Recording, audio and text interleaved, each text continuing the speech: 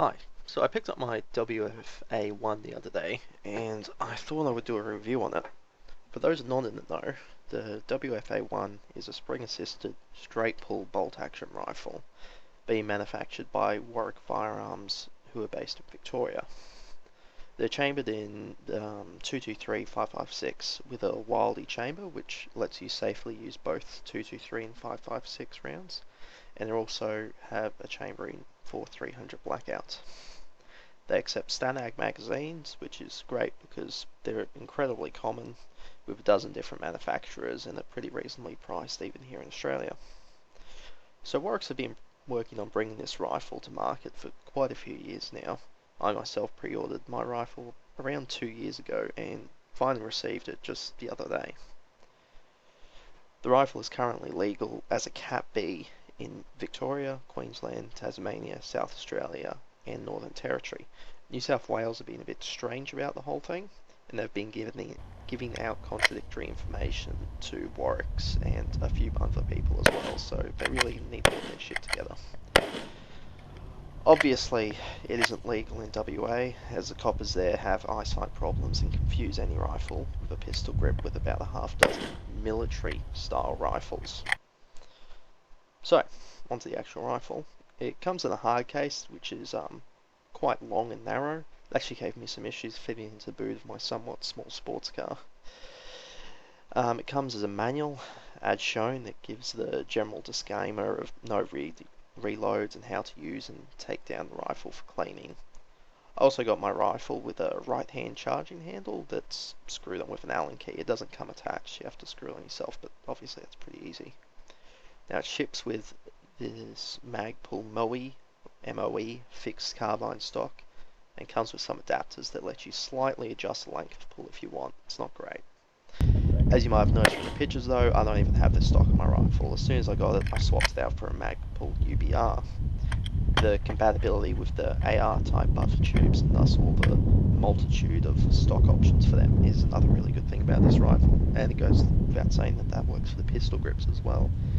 So you can use any of the wide variety of AR type stocks and pistol grips, which is just fantastic because there are heaps of those. The magazine release is on the right hand side and is a button type release. The bolt release is on the right hand side as well, and you push that down to let the bolt go forward. Safety is on the left hand side. Having safety in the horizontal position is on safe, the vertical position is on fire. Now to take down the rifle for cleaning, the release is at the rear. You need to have the bolt forward, then you push the tab forward and rotate the upper receiver up. When you're doing this, you should be careful as this part's under spring tension, and if you're not careful it's going to fly out of the rifle. If you went to any of the recent SHOT shows Warwicks were at, you may have noticed the springs flying across their booth as some unsuspecting person took one of the display rifles down. It was pretty funny, but the guys from Warwicks were over it by the time I saw it. So here you should be able to see the hammer for the rifle, which is a fairly typical sort of trigger mech. If you listen closely, or watch closely, you could see or hear the disconnected catch and release when I release the trigger. This means that the rifle won't have hammer follow or slam fire if you try to cycle the rifle whilst holding the trigger down, which is pretty good from a safety perspective. So just to get on with this, I took some shooting footage at my local club. So when I first got the rifle, I put a Vortex 1:4 illuminated reticle optic on it and went down to the range. Also gave the bore a quick wipe down with a patch in case there was any oil in it, but that was it. This was something of a mistake, as when I had the rifle down at the range, it was really struggling to chamber any ammunition. I could smack the bolt to make it go into battery, and it would fire without any pressure signs or anything else that was worrying, but it was still pretty stiff. So you'd have it to the rear, you'd let it go, and it'd sort of fly, and as it was chambering around, it would just go and get stuck.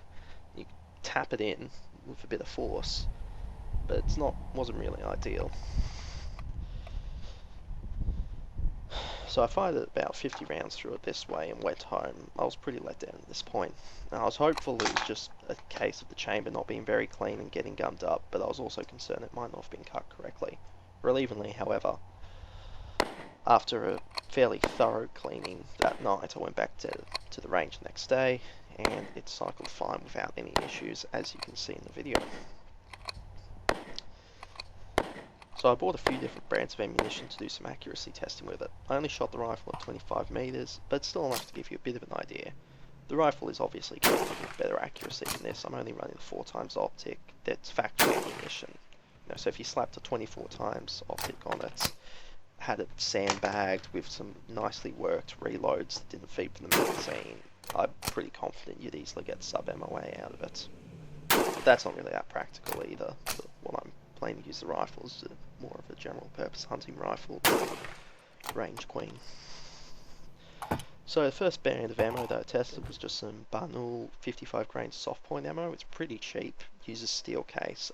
This ammo actually had plenty of sticky extractions, which you can sort of see in the video.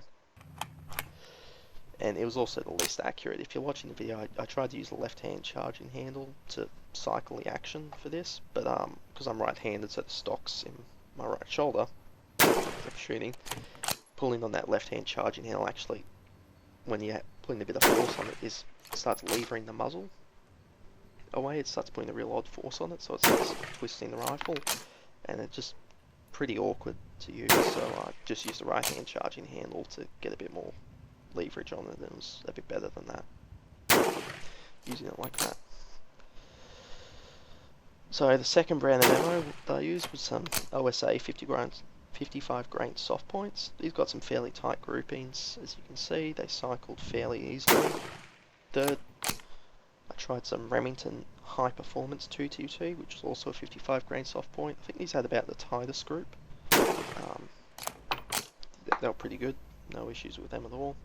Ran some Winchester ammo through it, first rounds being 10 rounds of Winchester Varmint Special. These were fine, fairly accurate.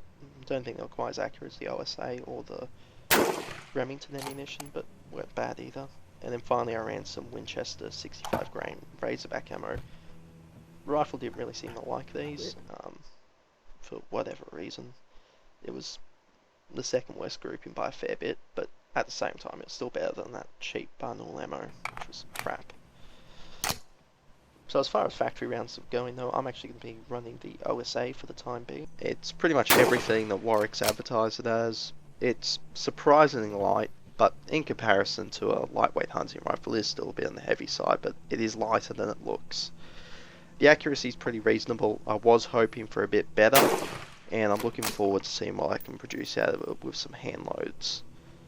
The price, of course, I'm sure that's going to kill it for a few people.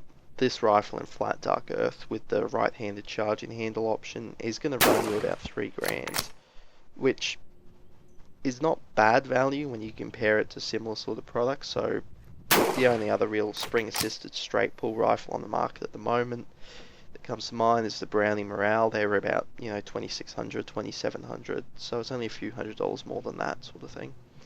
And it's a pretty similar price to what you pay to get a Remington 700 or a Ticket T3 set up in one of the various chassis kits. And overall, for a rifle that's been made in Australia in relatively small numbers really, it's pretty outstanding value to me, at least. So yeah, that's it. I'm happy. Hope this helps.